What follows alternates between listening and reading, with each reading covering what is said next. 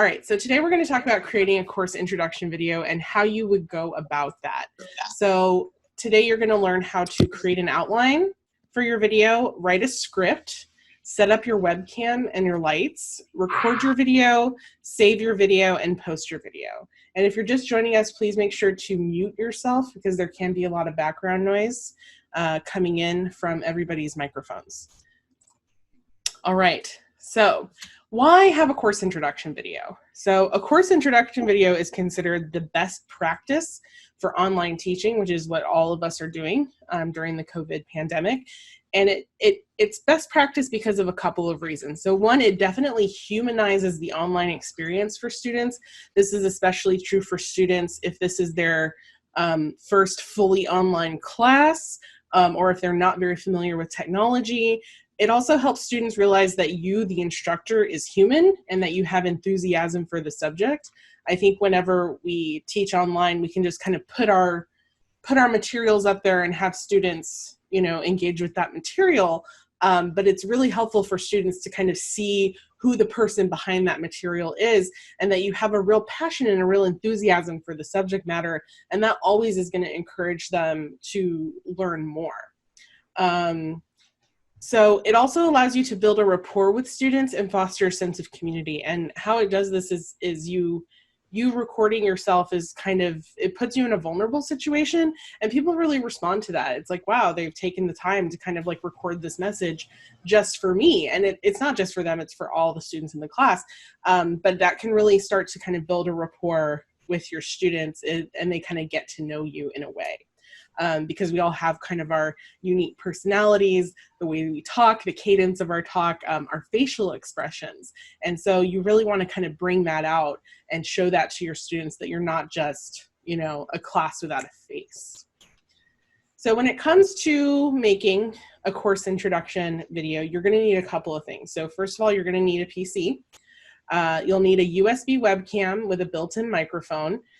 So one that shoots 720p with a 16:9 ratio is recommended, but I don't think I have one of those. I don't think I have 720p. That's really fancy. I might be upgrading soon, but webcams are so expensive nowadays. You also need a source of light and you need a quiet space to record, which can be really hard to find nowadays. I'd say that's one of the most important things. So the steps to creating your video, first you're going to create an outline. Okay, what is it you want to cover? Then you're going to write a script. So you want to write the script because when I first started recording videos and doing kind of like introductory videos for my material, I thought I could do it like I did before in my face-to-face classroom, that I could just kind of go off the cuff. I'm really good at that. I can kind of talk on the fly. That does not fly with video. You're going to do a lot of editing. There's going to be a lot of ums. So writing a script is important because it gets your ideas out onto the page and you have a much fuller idea of what you need to talk about. Also, you need to set up your webcam, set up your lights, and then you'll record your video, save your video, and then post your video. And once it's posted, you can then share it with your students. And I can show you how to do that in a couple different ways coming up. So first you want to create your outline. So an outline will make sure that you cover all the essential pieces that you want to, that you don't leave anything out. And the average video length is only about 3 to 5 minutes. So this is a great kind of introductory video assignment, because then you can kind of graduate to recording your lectures, right? So it's a very short thing. It's very bite-sized. All right.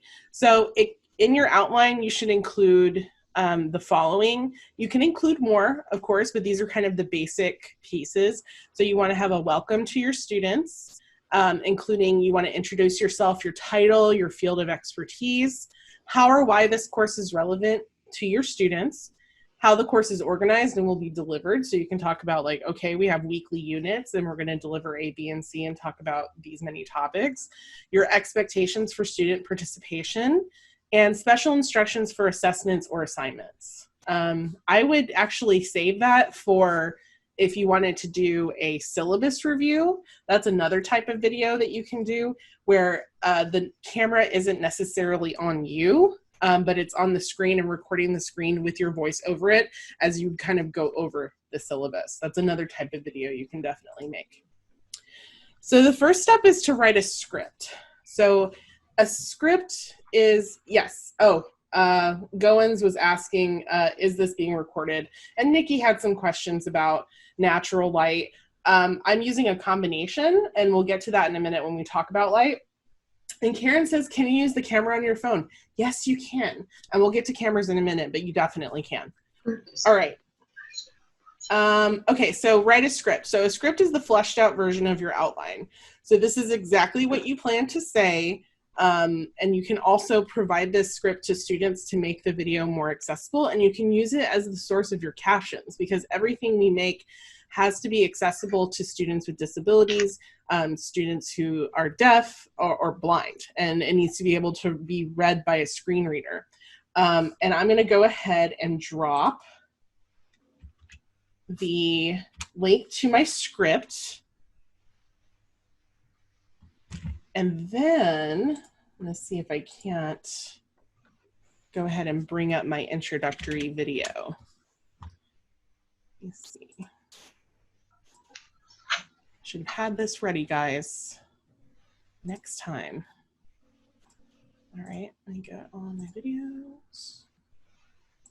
So I've been wanting to do a course introduction for a while, but I just never got around to it. It was always something that I planned to do and plan to kind of make happen for my students. But like I said, it was just something that it got kind of pushed to the back burner. So I'm going to go ahead and share my screen here and share this. And hopefully you can see it next to, and you can follow along in the script. So I'm going to go ahead and play it and pump up the volume. Greetings, boys and ghouls and friends beyond the binary. I'm your instructor, Dr. Jeanette Laredo. A little bit about me. I'm the coordinator of academic support services here at Trinity River, and I also teach courses like this online for Connect. I got my doctorate in English with a focus in Gothic literature at the University of North Texas. I like dead things, as you can probably guess. I specifically like creating artwork with bones, and I'm hoping to dabble in taxidermy if I can convince my partner to allow me to keep raw materials in the fridge. Fingers crossed. So my creative type is the adventurer, so this means I have a lot of energy, and if I'm not working on something creative, I can easily become frustrated and depressed. But I can also become overwhelmed and anxious if I'm taking on too many projects, which is basically all the time.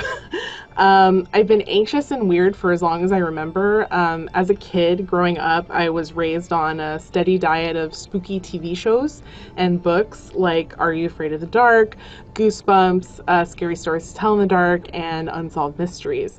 So, of course, I believed that serial killers and vampires lurked around every corner. But despite my anxiety, or maybe even because of it, I was always drawn to the dark, and specifically the Gothic, before I even knew what it was. So what is the Gothic, and why does it matter to you as a college student at TCC? So the Gothic is a genre that's really concerned with the relationship between the past and the present.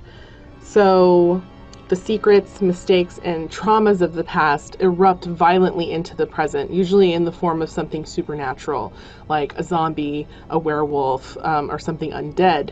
And they create feelings of distress, of despair, and confusion. And these feelings plague the Gothic protagonist, and they're dealing with PTSD and memory loss, and they're trying to make sense of their traumatic experience. And as somebody who is a survivor of trauma, I'm keenly aware of how the past can shape our perception of the present. So that's why I think it's really important that we study and understand what scares us.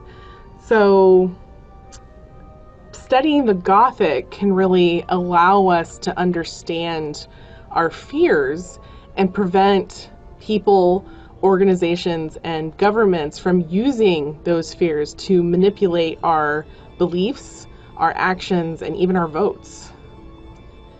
So this class is going to be organized into weekly modules where we plot the evolution of the Gothic genre from its inception to the present day. And specifically, we'll be looking at how authors in different time periods used the Gothic to explore the anxieties of their time.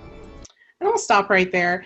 But looking at the video, I sent a link to the video in the group chat as well. What are some of the things that you're seeing? And go ahead and use the chat to tell me what are some of the pieces that you're seeing in the video that are in the outline. And I'll go ahead and give you a minute.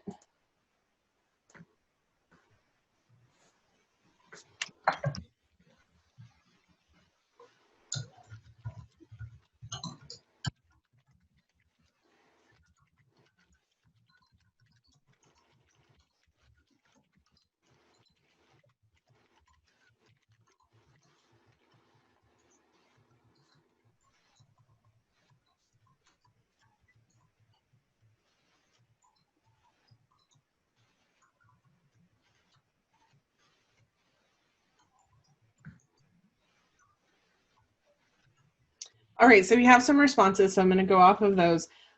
So showing how the course was relevant to students, right? So I was like, this course is relevant to you because the Gothic is about fear, and right now people are more scared than ever. We need to understand what scares us, right? My field of expertise, things about myself, you know, like that I'm interested in kind of like the weird and the macabre and all of that. Nikki says, I really enjoyed that you told your students about you, a personal touch. And then the self-introduction and my enthusiasm for the course material. So you guys have all of this already as instructors. Like, you have an enthusiasm, you have a passion for the material, or you wouldn't be teaching it. So kind of just let students in a little bit. For me, that was, I'm comfortable talking freely about my own struggles with anxiety and kind of PTSD. And so I kind of wove that into my course introduction. And it's not really navel gazing, it's just kind of connecting something very personal about myself to the material in the hopes that students maybe who have problems with anxiety might see that reflected in them as well. And I become, yeah, you're right, Annette, I become way more approachable. I become a fully fleshed kind of human being instead of just, you know, an icon on a screen and somebody who's making them do something. So I've given you the script and I've given you the link. So let's talk about how to set up a webcam. So webcams can be either internal or external. And what I mean by that is it can already be a part of your laptop or your Surface tablet. Oh my God, my Surface is really dirty, guys. Sorry, don't judge me. But here I've got, this is an internal webcam, so it's part of the machine. It can't be taken off. What I have going on right here in front of me is I have a Logitech webcam, and that's an external webcam that has been added onto my PC. If you have an external webcam, it's probably going to be a USB webcam, and it's going to be plug and play. Usually, it's not going to involve a lot of like back in the olden days when you had to, like, you know, install the drivers and all of that. It's going to be real plug and play. So go ahead and follow the installation instructions for your specific webcam. For your microphone settings, you want to make sure that your microphone is either set to that external or internal audio settings. And we're going to do that in a minute because we're actually going to record a video and I'm going to show you how to do that. All right, so when you're setting up the webcam, make sure that you want to sit kind of close to the camera because you want to kind of capture and preserve those nonverbal cues, right? Those facial expressions. If I go too far away, you kind of lose that. So kind of sit as close as possible without kind of being into the camera lens to kind of preserve those nonverbal cues and gestures that are really going to humanize you to your students. When it comes to lights, all right, you want to place your light source in front of you instead of behind. But there's also the issue where if you have just one light source in front of you, you can kind of get washed out. Right now, I have two light sources. I have a ring light over here in the corner, and I have natural light coming from the window, and I can control that with the window shade, right? ideally, you want to use 3-point lighting, but this is like, you know, if you can make it work, make it work. But if you can't, that's fine. Work with what you have. So with 3-point lighting, you'll have a backlight, a fill light, and a key light. And what this does is it makes sure everything is lit correctly, and it creates depth and dimension. Because if you just have, I don't know if you could see it in the where did it go? In the video, let me go ahead and go to the course introduction video. You can see I'm really washed out, right? Like I'm really kind of like super exposed or overexposed, right? And that's just because the light was directly in front of me. I could have kind of put the light off to the side. And if you have glasses, that's a whole other ball game, because you're going to get the glare from the ring light or whatever light source you have in front of you. If you have glasses, you want to have like a diffuse light coming from up, like underneath you, kind of like in front and underneath, and one coming from above. That way you don't get the glare from the light. But there are a lot of setups you can look up. Just go ahead and Google, you know, light setup for glasses.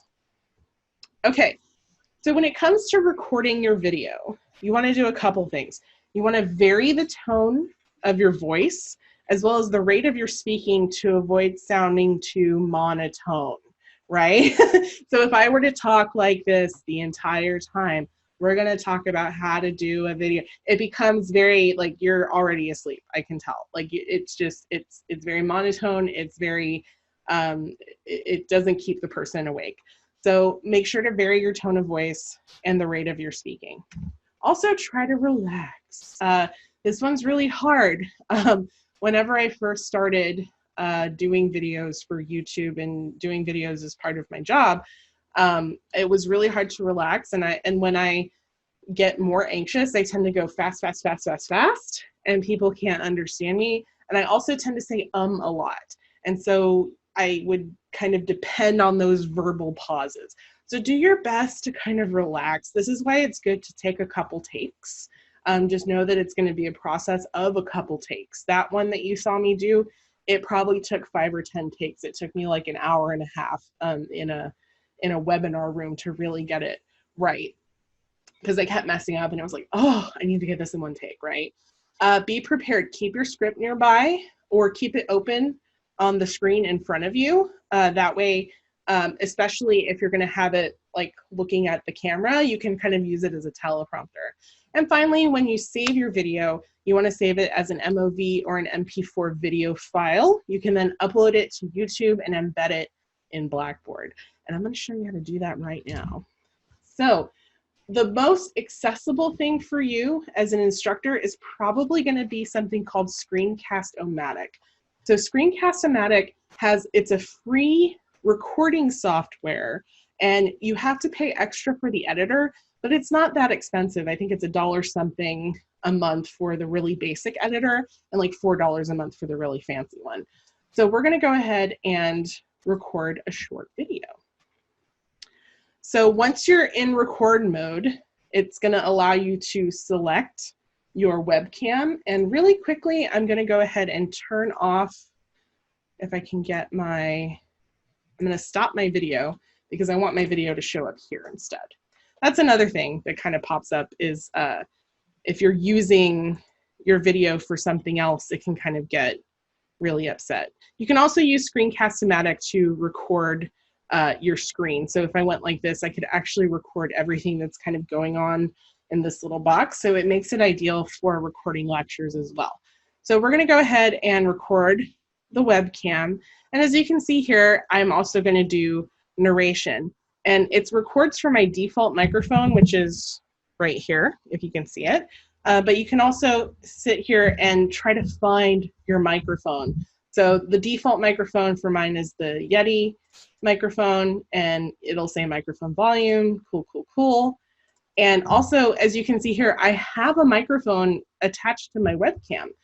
So if you look at your webcam and it has like a series of little dots in the corner, that's usually indicates that it has a microphone. So you could actually use, instead of having an external mic, you can very well use the microphone that's with your webcam. So, all right, so let's go ahead and record something. So I'm gonna hit record, 3, 2, 1. Hello, my name is Dr. Jeanette Laredo, and I'll be your instructor this afternoon. Today we're gonna talk about how to create course introduction videos. We're gonna talk about the equipment that you need, the steps you need to take in order to create a course introduction video that your students will never forget. You can pause, right? Ooh, I got some questions, so let me just go ahead and pause and answer some questions. I've never used the Loom recording. If somebody wants to speak to that in the comments, Dorothy mentioned it. Does Snagit do the same thing in Screencast-O-Matic? Snagit is more for screen recordings. I've never used it to record video from a webcam. I don't know. I know if you have a license for Snagit, I use Snagit more for kind of recording things or making GIFs out of things, but go ahead and check on that and let me know. Is there a time limit on the videos you make with the free version? Yes, 15 minutes, but you shouldn't need more than 15 minutes to give a course introduction video because it's only 3 to 5 minutes. Dr. Thomas is asking, is there a license through Camtasia that TCC provides? I don't know. I know I was able to get one. I contacted through, if you go to mytcc.edu and click on need help, you can click and put in a help ticket and you can request a license if you wish. I don't know if they'll grant you one. For me, I'm an admin, so they gave me one, but it's always worth a try. I don't know if they will do it. Is Screencast-O-Matic the replacement for Jing? I don't know because I've never used Jing. If anybody wants to speak to Loom or Jing, but I'm gonna go ahead and write those down really quick because I need to look them up. Loom and Jing. All right. Okay, so let's go back to this really quick and then I'll look and see if we have any more questions. Okay, so we've recorded, and what you want to do is after you're done recording with Screencast-O-Matic, you're gonna click done. And now you have a couple of options. So you can save and upload, or you can edit the video. I'm not going to edit the video because I want to show you just the very basic kind of like how to just record and save it. So, and plus because the editing, if you use the editing and you have the free trial, it puts a watermark on it. So I'm just going to hit save and upload. And I want to save it. And you can actually play. Hello, my name is Dr. Jeanette Laredo, and I'll be your instructor. And you can say, I want to save as a video file. So it'll do the type, the file name, and you will go ahead and click publish. And so it's publishing it to a video file, and you can say done.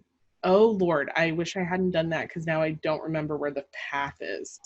So let's get in here. Hopefully it's easy. I hope. All right, so let's go to documents and hopefully, yes, okay, good. It's in Screencast-O-Matic. Woo, oh, but the folder's empty. What did it do? Oh, okay. Was it that one? Oh Lord, what have I done? Okay, I'm gonna have to go back to Screencast-O-Matic and record something and see where I save it. All right, guys, this is why you gotta do it beforehand. All right, so I'm gonna record this. 3, 2, 1. Okay, so I'm just gonna record this because I wanna find out where it saved it. So I'm gonna say pause, done, save to upload, save as video file, recording number 7, publish, and then I need to copy the path. Okay, whew, that's what we need to do. So I need to copy the path and I need to put it up here. And it was in documents. And it was okay, so I'm just going to record this because I want to find out where it's saved. Sorry, guys. Oh, we are a mess today. Okay, let me close that. Okay, so it's actually, oh, okay, it was right here. You saw it, didn't you, Mary Jo? Thank you so much. So once you know where it is, you can actually go to a site like YouTube, and I'll just take you to my channel right here. So your channel. And in order to upload, you're going to go ahead and go to YouTube Studio. And then you are going to select Upload Video. And then you want to take that file, So we wanted recording number 3, right? Or no, recording number 6. So I'm going to click it from that My Documents and I'm going to drag it over here. Okay. And so I can call this webinar sample introduction, if I can spell. Good stuff. All right. And I can select next. It'll ask you if it's made for kids. I'm like, no, kids don't care about this. You can also add like an end screen to it, but I'm not going to go over that. You can kind of explore that on your own. And what I usually do is when I'm first uploading a video is I will click it to be unlisted. This is awesome because it means that without the link, nobody can see the video. So this is great if you are uploading a lecture and you want it to take time for those, because the thing with YouTube that's really cool is when you upload it, it will automatically generate captions. So if you want to give it that time, it usually takes, you know, however long the video is times 2 or 3 for that to process. So I always do it as unlisted. So I'm going to go ahead and hit save. And once I've done that, it'll say video published. And you can go and look at it with your other videos. And I can actually take, you know, this video link here and drop it in the link, and you can actually go and see it. Hello, my name is Dr. Jeanette Laredo. All right, we know who I am. Okay, so, and as you can see in the lower left-hand corner, it'll say recorded with Screencast-O-Matic. So this is just a really easy way that you can just record your course introduction, save it, upload it to YouTube. One more thing I was going to show you is how to embed this into your course. And what you're going to do that is you're going to click on share, and then you're going to click embed, and you're going to get this kind of gobbledygook code. And what you want to do is hit Control-C, which is copy, and then you want to go to your course. So I'm going to go to my course real quick. All right, green continue. I'm going to go to my development shell. And what you want to do is you want to go to the place where you want this video to live. And once you're there, go ahead and select build content and item. If I can click it, there we go. So I can call this, you know, a welcome. And what you do then is you click on this HTML code view. You do not need to know HTML to use this code view. All you have to do is click on it, left click your cursor, hit Control-V, and select update. Once you do that, you'll get this yellow box that has this kind of red border, and you'll hit submit. Once you do, it'll say success, welcome created, and scroll all the way down, and there it is. And students can actually play this video from here. They don't have to click out anywhere or go to YouTube or anything like that. And you don't have to save it in Blackboard, because that's a deficit of Blackboard. A lot of people try to upload a lot of lectures in there, a lot of video lectures. Well, Blackboard gets bogged down after a while, and it doesn't like that. So the more that you can have off-site, the better. All right. So that's all I had. Congratulations. You have completed the webinar. If you have any questions, go ahead and put them in the chat, or you can unmute yourself and ask them. And yeah, have a good day. Before you leave, I'm going to go ahead and drop right now in the chat. Oh, sorry, I sent it privately instead of to everybody. All right, so in the chat, this is an attendance link. Go ahead and click on that and fill that out for me so I know that you attended today and I can give you credit in the Learn Center. Karen, how do you use your phone camera to record? That's gonna depend. So you could probably set up your camera to record, and then what you have to do is access the file itself, and you could probably upload it from your phone into YouTube.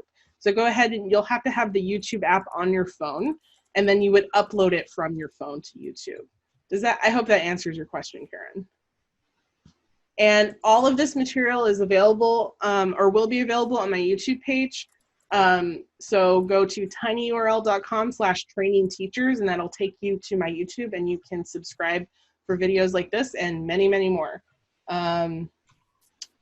Kim says, I just downloaded IV Cam to my phone and computer. It makes my phone a webcam. That is so cool. Okay, I'm going to write that down. So you said IV Cam. There are as many ways to record a course introduction video as there are instructors. So really whatever works for you. So Karen was asking to record on your phone.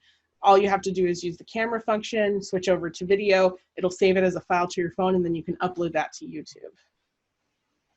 And then Kim says you have to download IV Cam onto both your phone and computer for it to work. Dr. Thomas says, where are the slides for this preservation will you send? I can. Let me go ahead and write that down.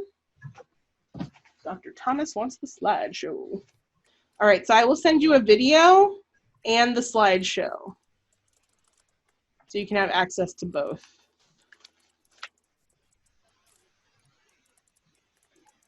Real quick, how do you do the embed thing again? That's totally fine. Let's do it again. So all you have to do is after you've uploaded your video, and you can do this with any YouTube video, it doesn't have to be your course introduction. You'll go ahead and click share. You'll click embed, these two little alligators squaring off. You will click into here and hit Control-C, which is copy. And then what you'll do is you'll go to wherever you want that video to live. You'll click on build content, select item, whoop. And then you also want to select, select item. You'll give it a name. And then in this text area, you'll go ahead and click this HTML code view. And then you'll Control-V, which is paste, and you'll paste that code without ever touching anything else. Select update, and then hit submit. And once you've done that, you should have it right here, and students will be able to click in it and watch. Oh, Taylor says, oh, that's what I missed. Thank you. Pretty Patel, what is the difference between embedding and copying a link? So embedding a video into your course means that your students can play it in the course, they can mess with it, they can record and everything, or like kind of go back and forth in the recording. You could give this webinar as just a link if you wanted them to link out to YouTube, and you would do that by copying this link down here and selecting build content web link. So you would put the URL, Control-V right there.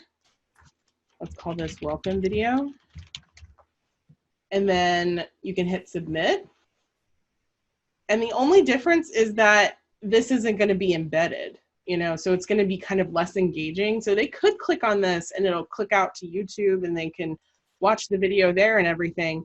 But I like having things embedded in the course because it keeps students in the course and it enriches the course itself. Any other questions, y'all? I have a question. Can you hear? Yes, please. Okay. Is this Nikki? Yes, it is. Hi, Nikki. Nikki's a repeat offender. Yes, I am. What is the question? The question is, when you were speaking about Blackboard being bogged down, yes, is it better to embed it into the course as opposed to linking it out then so it won't get bogged down? You can link out. You can link out to things. Both of these are to Blackboard. It's the same in terms of workload. Having this embedded doesn't put any more of a workload on Blackboard than it is to link out. So as long as like the material is not stored in Blackboard, because if I actually tried to upload this video to Blackboard, it would take forever and a day. And it takes a long time to load because it doesn't just have that bandwidth. So the more that you can keep off site, the better. Thank you. Oh, Mary Jo says, got error message about reaching limit of uploads and had to wait the following day. Mary Jo, did you have that with Blackboard? And then Alexandra said, can we use our MyTCC to create a YouTube channel specifically for our course? Unfortunately not. I've tried, because like this is my kind of personal, you know, YouTube account. I have tried, if I try to go in with, you know, a mytcc.edu account, it doesn't work the same way. And it's like, you don't have this option. So yeah, you will have to create a Google account that you can use to upload things. Unfortunately, you can't use your MyTCC, but you still have access with MyTCC. You still have access to the drive and other things, so you can keep kind of like your stuff there as well. But unfortunately, it doesn't allow you to use, what am I trying to say? It doesn't allow you to use YouTube, unfortunately. Hey, Jeanette, can I speak to that real fast? Please do, yes. So I actually created a Google account using my tccd.edu email as opposed to my my.tccd. So I actually, oh, okay. How do you do that? I literally just created a YouTube channel with it. Okay. Here is my channel in the tab. I'm posting it in the chat. I don't have any videos available to the general public just because I am listing everything as unlisted, but I was able to create it like that. And all of the, like the logos and all that kind of stuff, I created using Snappa. Ooh, okay, girl, you're giving me all the good stuff. Snappa. I use Canva. Canva, I think, is actually a little bit, I started with Snappa and then realized that you have to pay for it. And I was like, I'll pay for 1 month so I can download everything, and then I quit it. But yeah, I have to check that out. That is pretty cool.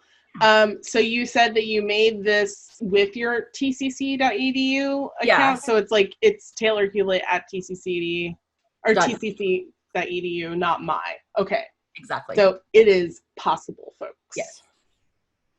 Okay. Gmail relative. McKinney says, how do I get the webcam in my computer? So it'll either be an internal webcam that's already in your computer or your laptop, and it'll just be a little dot on top, or you can get an external webcam. Let me go ahead and look up the Logitech one that I have. So Logitech webcam.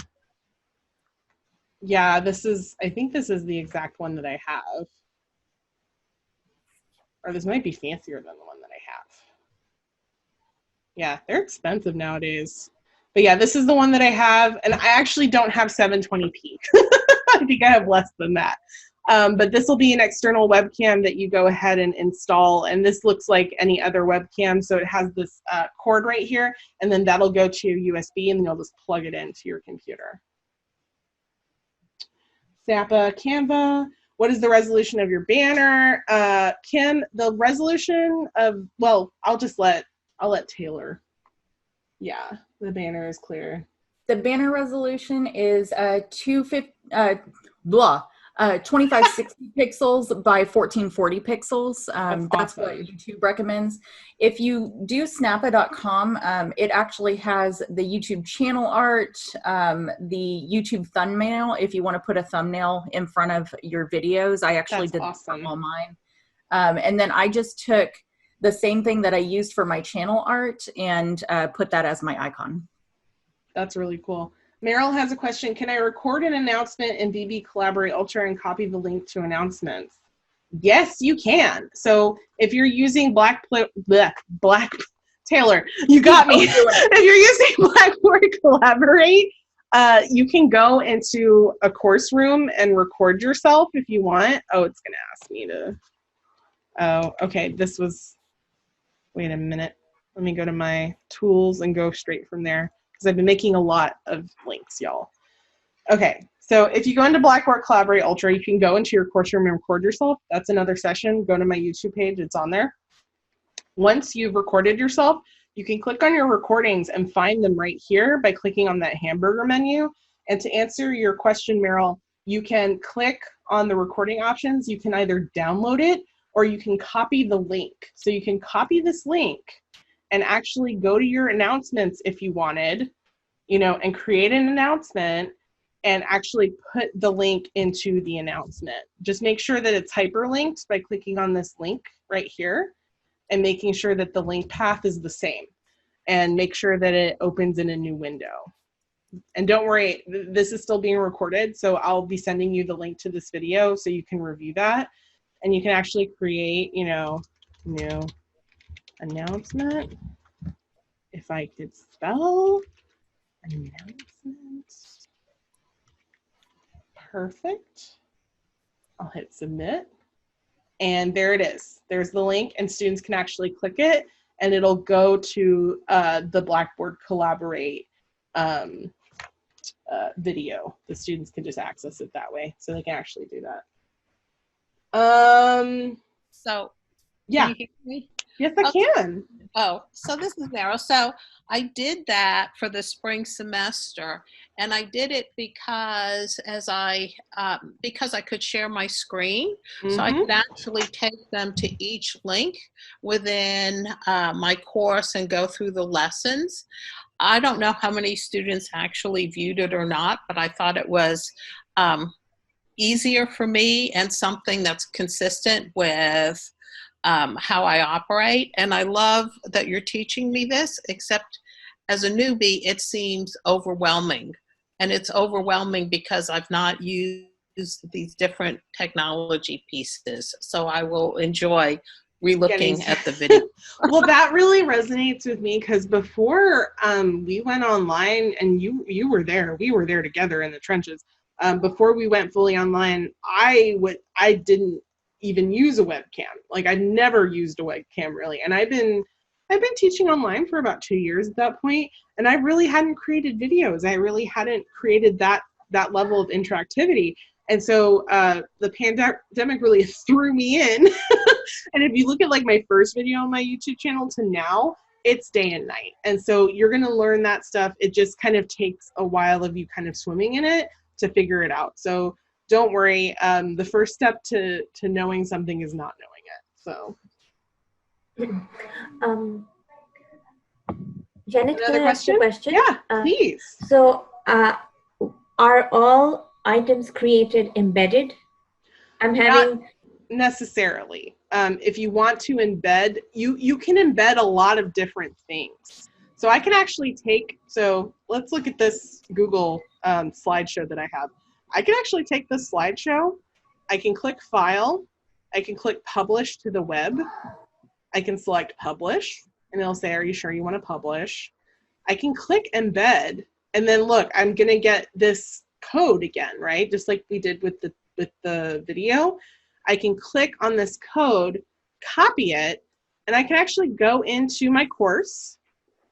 And once again, we're going to click Build Content. We're going to select Item. And what I can actually do is name the item, call it PowerPoint, click that HTML box, Control V, dump it in there, update, hit submit again. And now if we scroll down to the end, there's the slideshow, right, that we just went over. So you can embed a lot of stuff. You can embed things like Google Slides. You can embed different Google documents, Google Excel spreadsheets. And what's cool about being able to embed that stuff is you can actually change the original, and it will change in real time. So let's say, I want to put an exclamation point here. If I go back to the embedded item, there it is, right? So did that answer your question about things being embedded? So this, so is it just this slide that was embedded, or the entire No, it's the entire slideshow. So they can actually go through all of what we just went through. They can skip forward, they can go back, the writing a script and all of that. So it's all there, and it will continue updating and publishing in real time. Can you just show me one more time how you did that? Oh, how to do that? Of course, of course. So all you have to do is, in your slideshow, you'll go File, and don't worry, I'll send you the link to this video so you can click to the back and go over it. So you'll do File, Publish to the web. It'll say Link and Embed. Click Embed, and then copy this code that starts with iframe, You'll copy it and then go to your lesson area where you want the slideshow to live. Click on Build Content, select Item, and then name it, and then click on the text area and click on HTML to open the code view. Control V with your keyboard to dump that in. Select Update. You'll get this yellow box, and then hit Submit. And then once you do that, boom, we've got 2 now. So you can do that with any Google slideshow. And you can do that with any videos? Yeah, you can do it. Drive or any videos on your Google Drive, any videos that are on YouTube, you can embed them. Hey, Jeanette. Yeah. You can also embed PowerPoints. Yes, you can. So if you're how? from PowerPoint, Microsoft, if you go to your PowerPoint and go to File and go down to Share, there's a Share with People option. Let me open a PowerPoint that I have somewhere. I know I've got like. And then there should be an option for that. I'm going to go ahead and explore that. That sounds really cool. Yeah. So let me double check here. File. Let me open a PowerPoint really quick and we can see if we can do that. So I've got this one. So there's File and then share with People. And then I select Save to Cloud? No. Or maybe Present Online. Perhaps. This may be an old version that I found. Yeah. I'll do some research on it and see if we can do it. Yeah, let me know. Yeah, and you guys, whatever you find, just hit me up. You know, I'm always looking for new things to share. Yeah. So Janet, my question was, is everything that you create as an item, is that embedded? That was my question. Yeah, that's what I like to do. So in my classes, I embed, the Google slideshows, I embed videos and stuff like that. Some items are not embedded. Like sometimes you just need to put text in there, and attach a file to it. But embedding thing is a fun way to kind of make the class more engaging. So not all things will be embedded, but I like to do what I can to kind of make it more engaging.